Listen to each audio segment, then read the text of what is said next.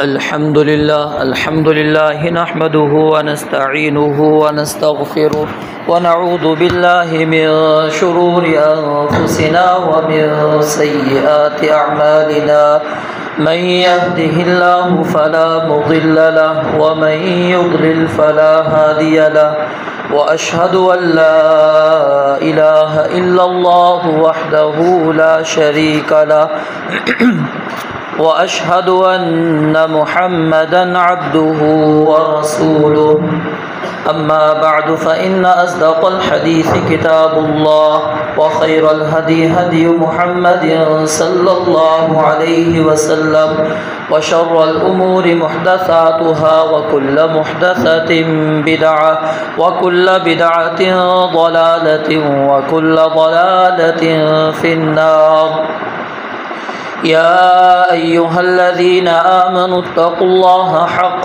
تقاته ولا تموتن إلا وأنتم مسلمون يا أيها الناس اتقوا ربكم الذي خلقكم من نفس واحدة وخلق منها زوجها وبث منهما رجالا كثيرا ونساء واتقوا الله الذي تساءلون به والأرحام إن الله كان عليكم رقيبا يا أيها الذين آمنوا اتقوا الله وقولوا قولا سديدا يصلح لكم أعمالكم ويغفر لكم ذنوبكم ومن يطع الله ورسوله فقد فاز فوزا عظيما اللهم صل على محمد وعلى آل محمد كما صليت على إبراهيم وعلى آل إبراهيم إنك حميد مجيد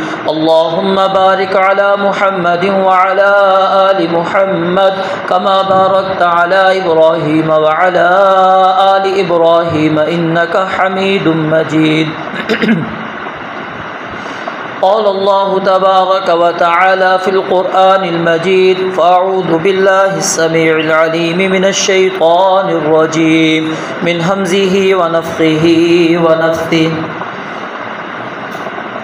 إن المنافقين يخادعون الله وهو خادعهم وإذا قاموا إلى الصلاة قاموا كسالى رب اشرح لي صدري ويسر لي أمري واحلل عقدة من لساني يفقهوا قولي رب زدني علما رب زدني علما رب زدني علما سبحانك لا علم لنا إلا ما علمتنا إنك أنت العليم الحكيم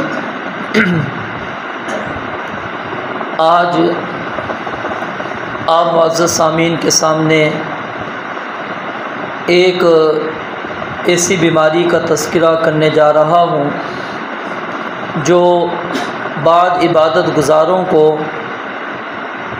دین کی دعوت دینے والوں کو، دین کا علم حاصل کرنے والوں کو اگر ان کو بھی لاحق ہو جائے تو انسان سست پڑ جاتا ہے، کاہلی کا شکار ہو جاتا ہے، ہر وقت تھکا ماندہ نظر آتا ہے، جس کے بعد وہ انسان کسی کام کا نہیں رہتا، اس کا کوئی مقصد نہیں ہوتا کہ جس مقصد کے حصول کے لیے وہ محنت کرے۔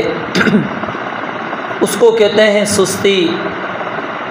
سستی، کاہلی ایک ایسی بیماری ہے، اگر انسان اس کے اندر مبتلا ہو جائے تو بسا اوقات اس کو وہ منافق بھی بنا دیتی ہے، اور خاص طور پر جب انسان عبادات اور اللہ تعالیٰ کی اطاعت اور نیکی کے کاموں میں سستی کا مظاہرہ کرنا شروع کر دے، کسی بھی عبادت میں اس کی دلچسپی نہ ہو، عبادت وہ کرنا ہی نہیں چاہتا، اگر کر بھی لے تو کوئی رغبت دلچسپی اس کے اندر نہیں ہوتی، بس ایک روٹین کے مطابق اس نے وہ عبادت کر لی، تو یہ ایک طرح کی انسان کے اندر عادت ایسی پیدا ہو جاتی ہے کہ وہ عبادات کو بھی ترک کر دیتا ہے، عبادات کو بھی چھوڑ دیتا ہے، اور کرتا ہے تو محبت کے ساتھ نہیں بلکہ نفرت کے ساتھ کرتا ہے۔ جیسا کہ آیت مبارکہ میں نے آپ کے سامنے سورۃ النساء کی پڑھی، اس کے اندر اللہ رب العالمین نے منافقین کے بارے میں یہ بات بیان فرمائی ہے کہ وَإِذَا قَامُوا إِلَى الصَّلَاةِ قَامُوا كُسَالَىٰ، کہ جب وہ نماز کی طرف کھڑے ہوتے ہیں تو نماز کے لیے سستی کے ساتھ کھڑے ہوتے ہیں، یعنی کہ وہ عبادت کرنا ہی نہیں چاہتے، اصل میں وہ صرف اپنے اوپر سے وہ جو منافقت والا دھبا ہے وہ ہٹانا چاہتے ہیں کہ کہیں پکے کافر منافق والا ان کے اوپر دھبا نہ لگ جائے۔ وہ مسلمانوں کے ساتھ شوق کے ساتھ آ کر عبادات کے اندر شامل نہیں ہوتے، مشکل کے ساتھ آ کر کھڑے ہوتے ہیں، اور جتنی دیر وہ عبادت کے اندر ہوں ان کی توجہ عبادت کے اندر نہیں ہوتی، وہ سستی کے ساتھ وہ بس وہاں پر اپنے وقت کو صرف کرتے ہیں، اور جیسے ہی وہ عبادت ختم ہو فوراً پھر اپنے کاموں کے اندر لگ جاتے ہیں۔ اگر جہاد پر جانے کا معاملہ ہو تو فرح المخلفون بمقعدہم خلاف رسول اللہ، تو وہ نبی علیہ الصلاۃ والسلام کے پیچھے رہنے کو پسند کرتے تھے کہ ہم آپ کے ساتھ جہاد میں نہ جائیں، اور اس پیچھے رہنے پر اللہ رب العالمین فرماتے ہیں وہ خوش ہوتے تھے کہ آج ہم میدان جہاد میں جانے سے ہم نے اپنے آپ کو بچا لیا۔ تو یعنی کہ وہ صرف اور صرف کس وجہ سے سستی تھی، کاہلی تھی، وَلَا يَأْتُونَ الصَّلَاةَ إِلَّا وَهُمْ كُسَالَىٰ، اللہ فرماتے ہیں وہ نماز کی طرف آتے ہی نہیں مگر سستی کے ساتھ آتے ہیں۔ وَلَا يُنْفِقُونَ إِلَّا وَهُمْ كَارِهُونَ، اور وہ خرچ نہیں کرتے مگر ناپسندیدگی کی حالت میں۔ تو یعنی انسان کے اندر اگر سستی آ جائے تو بسا اوقات انسان کو اس نہج پر وہ سستی لے جاتی ہے کہ عبادات کا شوق رغبت اس کے اندر سے ختم ہو جاتا ہے، اور اگر کسی طرح وہ عبادت کر بھی لے تو وہ محبت کے ساتھ نہیں عبادت کرتا۔ اور اسی طرح ایک سستی اور کاہلی کی مثال اور قسم یہ ہے کہ بسا اوقات انسان نیکی کے کاموں میں، عبادات کے کاموں میں رغبت تو نہیں رکھتا، شوق تو نہیں رکھتا، لیکن اس کو ناپسند بھی نہیں کرتا۔ مثال کے طور پر آج کے مسلمان سے آپ پوچھ لیجئے دن اور رات میں کتنی نمازیں ہیں، وہ جواب دے گا 5 نمازیں ہیں۔ نماز سے نفرت نہیں ہے، عمل بھی نہیں کرتا، پڑھتا بھی نہیں ہے نماز، اور اپنے آپ کو مسلمان بھی سمجھتا ہے، لیکن اس نماز والے عمل سے وہ نفرت نہیں کر رہا، کراہیت اس کو نہیں ہے، لیکن کیا ہے وہ بس سستی اور سستی کرتا کرتا وہ انسان اس عمل کو ہی ترک کر کے وہ کہاں پر پہنچ جاتا ہے؟ نبی علیہ الصلاۃ والسلام کی حدیث کے مطابق وہ کفر کے درجے پر چلا جاتا ہے، کیونکہ مسلمان اور کافر کے درمیان میں اگر کوئی چیز فرق کرنے والی ہے وہ نماز ہے، اور وہ بندہ سستی کی وجہ سے نماز کو ترک کر دیتا ہے، چھوڑ دیتا ہے۔ اور اسی طرح دیگر عبادات کے اندر اس کا یہی معاملہ ہوتا ہے، اور اللہ رب العالمین فرماتے ہیں یہ بیماری کوئی جسمانی نہیں ہوتی، ان کو یہ شک اور شبہ کی بیماری ان کے دلوں کے اندر آ چکی ہوتی ہے۔ وَإِذَا رَأَيْتَهُمْ تُعْجِبُكَ أَجْسَامُهُمْ، اگر آپ ان کو دیکھیں گے تو جسم کے لحاظ سے بڑے خوبصورت آپ کو نظر آئیں گے۔ وَلَا تُعْجِبْكَ أَمْوَالُهُمْ وَلَا أَوْلَادُهُمْ، اللہ کہتے ہیں مال دیکھو گے مال بھی ان کے پاس کثرت کے ساتھ ہوگا، اولادیں دیکھو گے اولادیں بھی ان کے پاس ہوں گی، لیکن آپ ان کے جسموں کو دیکھ کر، ان کے مالوں کو دیکھ کر، ان کی اولادوں کو دیکھ کر تعجب نہ کرنا کہ ان کے پاس اتنا کچھ موجود ہے۔ صرف کس وجہ سے؟ سستی اور کاہلی کی وجہ سے وہ اللہ رب العالمین کی عبادات کو ناپسند نہیں کرتا، لیکن عمل کرنا چھوڑ دیتا ہے، بالکل پیچھے ہٹ جاتا ہے۔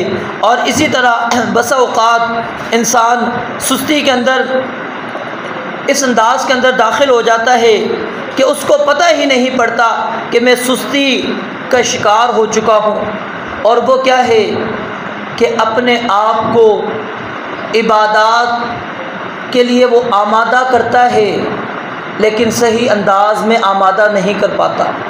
مثال کے طور پر انسان رات کو سوتے وقت یہ نیت کرتا ہے کہ میں رات کو تہجد پڑھوں گا، قیام اللیل کروں گا، آنکھ بھی کھل جاتی ہے لیکن بستر سے اٹھتا نہیں ہے، قیام اللیل نہیں کر پاتا۔ صرف کس وجہ سے؟ سستی ہے، کاہلی ہے اس کے اندر۔ وہ چاہتا ہے کہ آج میں قرآن مجید کی تلاوت کروں گا، یا اپنے ذہن میں اس نے بنا لیا کہ ایک مہینے میں ایک قرآن مجید میں پڑھوں گا، نہیں پڑھ پاتا۔ روزے رکھنے کا سوچتا ہے کہ میں روزے رکھوں گا نفلی، لیکن نہیں کرتا۔ کس وجہ سے؟ یہ سارے عملوں سے وہ پیچھے ہو رہا ہے، صرف اور صرف اپنی سستی کی وجہ سے۔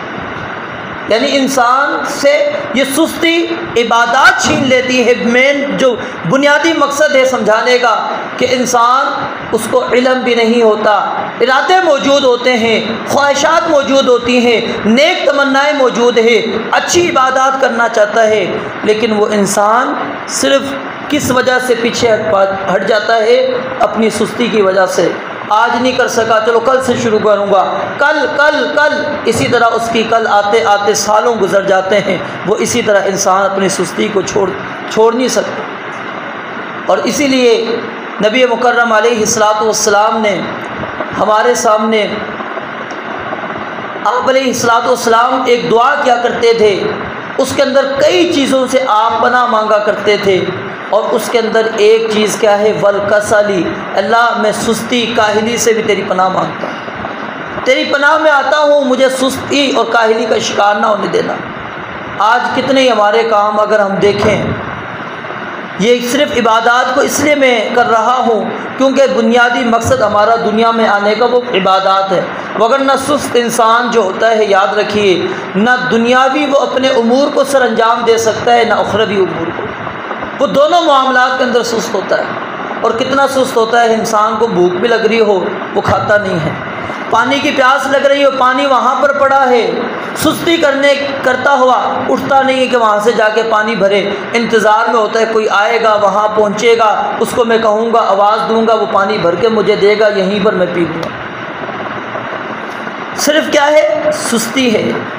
صحابہ کرام رضوان اللہ علیہ مجمعین وہ اپنی ان سستیوں کو عبادات کے اندر رکاوٹ نہیں بننے دیا کرتے تھے، بلکہ نبی علیہ الصلاۃ والسلام کی بیوی سیدہ زینب رضی اللہ تعالی عنہ وہ رات کو عبادت کیا کرتی تھی، اور ایک رسی انہوں نے لٹکائی ہوئی تھی، اور وہ رسی اپنی چٹیا کے ساتھ، بالوں کے ساتھ باندھ لیا کرتی تھی، اور قیام اللیل کرتی رہتی لمبا، اور جب کھڑے کھڑے ان کو جھٹکا لگتا تو انہوں نے اس لیے باندھی ہوئی تھی تاکہ جھٹکا لگے گا تو مجھے زور پڑے گا اور میں بیدار ہو جاؤں گی۔ نبی علیہ الصلاۃ والسلام نے کیا فرمایا؟ حلوہ، صحابہ کو حکم دیا کہ اس رسی کو سب سے پہلے کھول دو، اور پھر فرمایا کہ اللہ تعالیٰ کو ایسی عبادت ہرگز پسند نہیں ہے کہ انسان وہ سستی کے اندر ہو، وہ کاہلی کا شکار ہو جائے، نیند کا غلبہ اس کے اوپر موجود ہو، اور وہ اللہ تعالیٰ کی عبادت کرے۔ فرمایا کہ جب تم نشیط، چست، تندرست ہو اور ہر لحاظ سے تم تیار ہو، اس وقت اللہ تعالیٰ کی عبادت کرو۔ یہ نہیں کہ ٹھیک ہے میں عبادت کے لیے تو کھڑا ہوں، جھٹکا لگے گا تو آنکھ کھل جائے گی، نہیں۔ فرمایا لا تقربوا الصلاۃ وانتم سکارا، شراب پینے کے بعد کیوں منع کیا گیا تھا کہ آپ نے نماز نہیں پڑھنی؟ کیونکہ اس وقت انسان ہوش و حواس کے اندر نہیں ہے۔ وہ بندہ اب کیا اپنی زبان سے ادا کرنے والا، اس کو پتہ نہیں، وہ کھڑا ہوا ہے، قیام بھی کرے گا، رکوع بھی کرے گا، سجدہ بھی کرے گا، لیکن کیا کر رہا ہے اس کو پتہ نہیں ہے کہ میں کس کے سامنے کھڑا ہوں، میں کیا کر رہا ہوں، کیا پڑھ رہا ہوں، کس کی عبادت کر رہا ہوں، کچھ علم نہیں ہے۔ تو اللہ تعالیٰ کو ایسی عبادت ہرگز پسند نہیں ہے کہ جو بندہ عبادت بھی کرے اور وہ سستی کے ساتھ، کاہلی کے ساتھ اس عبادت کو سر انجام دے۔ نبی مکرم علیہ الصلاۃ والسلام نے کہا تھا کہ یا عبداللہ لا تکن مثل فلان، اے عبداللہ فلاں بندے کی طرح تم نہ بن جانا۔ کیوں؟ وہ قیام اللیل کرتا تھا، فترہ کا اس نے چھوڑ دیا۔ اب یہ چھوڑنا کس کی بنیاد پر ہوا کہ عمل انسان ایک کرتا چلا جا رہا ہے، وہ چھوڑ دیا۔ کس لیے چھوڑا؟ کہ وہ سستی کاہلی اس کے اندر آ گئی۔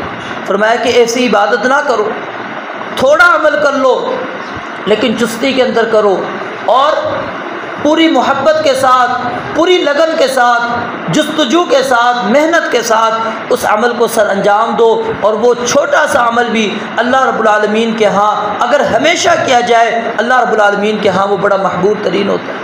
اللہ کو بڑا پسند ہے وہ چھوٹا سا بھی عمل، اللہ تعالیٰ اس کے عمل کو ضائع نہیں کرتے۔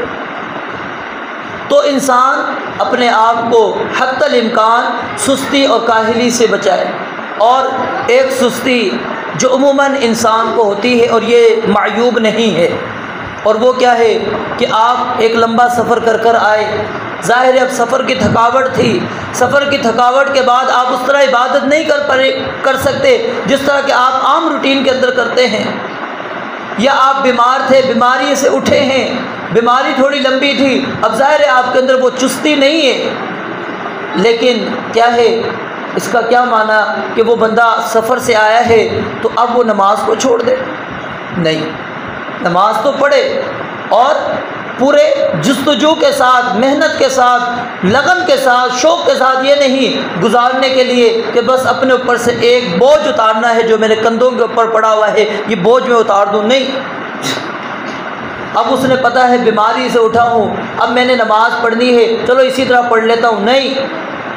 اب وہ یہ جو بیماری کی کیفیت ہے، نبی علیہ السلام کے بارے میں دیکھیں، سیدہ عائشہ صدیقہ رضی اللہ تعالیٰ عنہ کیا بیان فرماتی ہیں کہ آپ علیہ السلام نے کبھی بھی رات کے قیام کو نہیں چھوڑا، رات کے قیام کو آپ نے کبھی بھی نہیں چھوڑا۔ اگر آپ کی طبیعت پر کوئی ناگواری ہوتی، کوئی تکلیف ہوتی تو آپ کیا کرتے تھے؟ بیٹھ کے نماز پڑھ لیا کرتے تھے، لیکن آپ نے قیام اللیل نہیں چھوڑا۔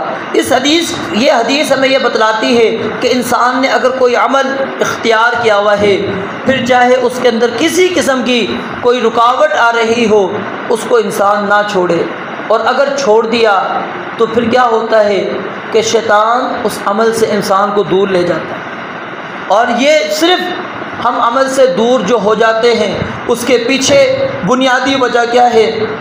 ہمارے اندر یہی ہوتی ہے کہ سستی آ چکی ہوتی ہے۔ تو یہ سستی انسان کو عبادات سے، اللہ رب العالمین سے دور کر دیتی ہے۔ پھر اسی طرح اگر آپ ہر شعبے کے اندر چلے جائیں، آپ کو ہر ایک کی مثال اسی طرح سمجھ سکتے ہیں۔ تو آخر اس کا علاج کیا ہے؟ کس انداز سے ہم اپنی سستی کاہلیوں کو ختم کر سکتے ہیں؟ سب سے پہلی چیز اپنے اندر اخلاص کو پیدا کریں۔ وما امروا الا ليعبدوا الله مخلصين له الدين، اللہ رب العالمین فرماتے ہیں انسانوں کو صرف اس بات کا حکم دیا گیا ہے کہ وہ اللہ رب العالمین کی عبادت اخلاص کے ساتھ کرے، خالص اللہ رب العالمین کے لیے۔ جب بندہ عبادات کے اندر خلوص پیدا کرے گا اور اللہ کی رضا مطلوب ہوگی، رب العالمین کا دیدار مقصود ہوگا، اور اگر یہاں پر اس بات کو ہم ایڈ کر لیں، شامل کر لیں جو نبی علیہ السلام نے فرمایا کہ اللہ تعالیٰ کی عبادت اس طرح کرو، ان تعبد اللہ کأنک تراہ، یہ کیفیت انسان جب سامنے لانے کی کوشش کرے گا کہ میں اللہ تعالیٰ کو اپنی آنکھوں سے دیکھ رہا ہوں، تو پھر کیا ہوگا؟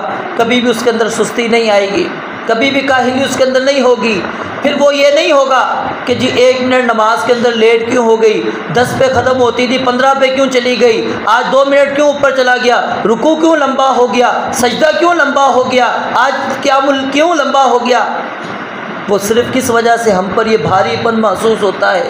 یہ میرے بھائیوں صرف اور صرف اس وجہ سے کہ ہم وہاں عبادت تو کر رہے ہوتے ہیں، لیکن وہ عبادت ہم شوق کے ساتھ نہیں کرتے، اخلاص کے ساتھ نہیں کر رہے ہوتے۔ ہمارے اندر وہی چیز آ رہی ہوتی ہے جو اللہ رب العالمین نے منافقین کے بارے میں بیان فرمائی تھی کہ وَإِذَا قَامُوا إِلَى الصَّلَاةِ قَامُوا كُسَالَىٰ، کہ جب انسان نماز کے لیے کھڑا ہوتا ہے تو بڑی سستی کے ساتھ وہ انسان کھڑا ہوتا ہے۔ تو یہ کیفیت انسان نہ آنے دے۔ اور دوسری چیز کہ انسان اپنے آپ کو سستی اور کاہلی سے کس انداز سے اپنے آپ کو بچا سکتا ہے؟ آپ ایسے دوست کو اختیار کریں جو عبادات کے اندر آپ سے کئی گنا آگے ہو، اور وہ آپ اس کو اپنا دوست سمجھیں، اپنا مخلص دوست اس کو بنا لیں، اور کوشش کریں کہ جس طرح کی وہ عبادت کر رہا ہے، جو وہ اعمال سر انجام دے رہا ہے، آپ بھی وہ اعمال کرنا شروع کریں، کیونکہ یہ صحبت یاد رکھیے بہت بڑا انسان کے اوپر اثر رکھتی ہے۔ آپ علیہ الصلوۃ والسلام نے فرمایا کہ المرء علی دین خلیلہ، انسان اپنے دوست کے دین کے اوپر ہوتا ہے۔ فَلْيَنظُرْ أَحَدُكُم مَّن يُخَالِلُ، تو دیکھے انسان کہ وہ دوستی کس سے لگا رہا ہے۔ آپ نے کبھی یہ نہیں دیکھا ہوگا کہ شراب پینے والے کے دوست قاضی ہیں، کوئی جج، کوئی اس طرح کے لوگ جو اعلیٰ عہدے والے، وہ اس کے دوستوں کبھی نہیں آپ کو ملے گا۔ کوئی نمازی، کوئی پرہیزگار انسان، اس کا دوست آپ کو نہیں ملے گا۔ کس لیے؟ کیونکہ ان کی الگ لائن ہے، اس کی الگ لائن ہے۔ اور اگر وہ اس کے ساتھ شامل ہو گئے، وقت کا قاضی مل جائے، وقت کا حاکم آ کے مل جائے اس کے ساتھ، تو کیا ہوگا؟ وہ شرابی اس کو بھی شراب کے اوپر لگا دے گا، اس کو بھی نشے پہ لگا دے گا، وہ بھی نشے کا عادی ہو جائے گا۔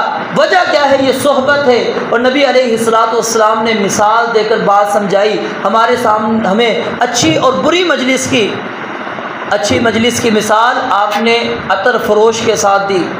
آپ اس کی دکان کے اندر داخل ہوتے ہیں، داخل ہوتے ہی آپ کو خوشبو نظر آتی، خوشبو محسوس ہوتی ہے۔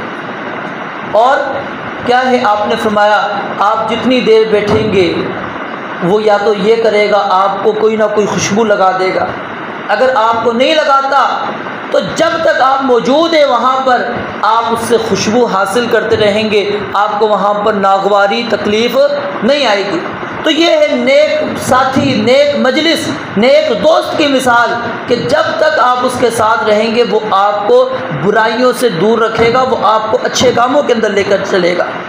اور برے شخص کی مثال، برے دوست کی مثال رسول مکرم علیہ الصلوۃ والسلام نے بھٹی چلانے والے کے ساتھ دی۔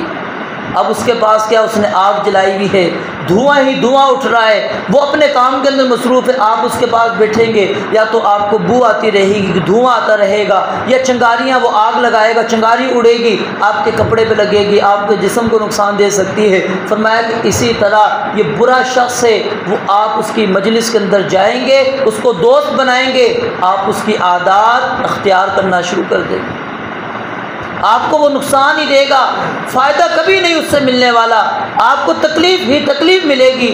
تو یہ دوسرا ایک سبب ہے کہ انسان اپنے آپ کو سستی اور کاہلی سے اگر نکالنا چاہتا ہے تو اپنے لیے ایسے دوست کا انتخاب کرے جو عبادات کے اندر اس سے کہیں درجے بہتر ہو۔ اور جب انسان اس کے ساتھ دوستی رکھے گا تو ظاہر ہے پھر انسان بھی کوشش کرے گا، کیونکہ دوست اپنے دوست کے دین کے اوپر ہوتا ہے، اس کے منہج پر ہوتا ہے، جو اس کی سوچ ہوگی وہ اس کی سوچ ہوگی، جو وہ کرتا ہے وہ یہی کرے گا۔ اب ظاہر ہے وہ آپ خود عبادت کرنے والا، قرآن کی تلاوت کرنے والا، ذکر و اذکار کرنے والا، وہ نمازوں کے اندر پابندی کرنے والا، باجماعت مسجد میں جا کے نمازوں کا اہتمام کرنے والا، کیا آپ کو وہ پیچھے چھوڑے گا؟ وہ آپ کو کہے گا ٹھیک ہے جی آپ نے پڑھنی ہے پڑھے، نہ پڑھے نہیں، آپ کو ساتھ لے کر جائے گا، اور آپ اس کو دیکھ کر اپنی عبادات کی اصلاح کر سکیں گے، اپنا محاسبہ کر سکیں گے۔ اور صحابہ کرام رضوان اللہ علیہ مجمعین نے آپس میں ایسی دوستیاں بنائی ہوئی تھیں، اور رات کو وہ سونے سے پہلے اپنا محاسبہ کرتے تھے، پوچھتے تھے کہ آج کے دن آپ نے کیا کیا، وہ پورے اپنے اعمال بتلاتا، آج میں نے یہ کیا یہ کیا۔ اب ظاہر ہے جب آپ ایک دن سستی کریں گے، 2 دن کریں گے، 3 دن کریں گے، آہستہ آہستہ آپ کی سستی نکلتی چلی جائے گی۔ آج آپ کی تکبیر اولیٰ رہی، آج آپ کی رکعت رہی، آخری رکعت میں آئے، پھر تیسری، پھر دوسری، کرتے کرتے آپ کیا ہے وقت سے پہلے مسجد کے اندر آئیں گے، صرف کس وجہ سے کہ آپ کی جو دوستی ہے اس دوستی کی بنیاد کے اوپر آپ یہ کام کر سکیں گے۔ اور اسی طرح انسان اپنا ایک ہدف، ایک مقصد وہ مقرر کرے جس کو آپ آسان سے الفاظوں میں کہہ لیجیے شیڈول اپنا ایک بنا لے، کہ اس کو پتہ ہو کہ میں نے کیا کیا کرنا ہے، کون کون سی عبادت کرنی ہے۔ نبی علیہ الصلوۃ والسلام نے ایک موقع پر تقریباً حدیث کے اندر 8 چیزوں کا ذکر ملتا ہے۔ آپ نے پوچھا جنازہ کس نے پڑھا، بیمار کی عیادت کس نے کی، فلاں کام کس نے کیا، فلاں کام۔ سیدنا ابوبکر صدیق کہتے ہیں میں نے۔ وجہ کیا تھی؟ کہ انہوں نے حقوق اللہ کے ساتھ حقوق العباد کو بھی رکھا ہوا تھا سامنے۔ نبی علیہ السلام جو سوال کرتے ہیں، آج مسکین کو کھانا کس نے کھلایا؟ ابو بکر کہتے ہیں میں نے کھلایا۔ آج اس کام یہ کس نے کیا؟ ابو بکر کہتے ہیں میں نے کیا۔ وجہ کیا تھی؟ ان کے اہداف مقرر تھے، انہوں نے اپنا شیڈول بنایا ہوا تھا، ہم نے اپنا کوئی شیڈول نہیں مرتب کیا ہوتا، ہم تو بس ایسے ہی زندگی گزار رہے ہیں۔ اس کے اندر میں آپ کے ساتھ ہی شامل ہوں، یہ نہیں ہے کہ میں الگ، ہماری عبادات ایسے ہی چل رہی ہیں، ہم بس ٹھیک ہے روٹین کے مطابق، فجر ادھر ہو گئی، ظہر اس مسجد میں، عصر ادھر، مغرب ادھر، عشاء ادھر، کوئی ہدف نہیں ہے، کہاں گزارنا ہے وہاں اس کے ساتھ بیٹھ گئے، آج اس دوست کے پاس بیٹھ گئے، کوئی ہمارا ہدف نہیں ہے کہ آج میں نے کیا کرنا تھا، کس کے پاس جانا تھا، کس کو دعوت دینی تھی، کون سی بات میں نے پڑھنی تھی، کس کتاب کا مطالعہ کرنا تھا، کچھ نہیں۔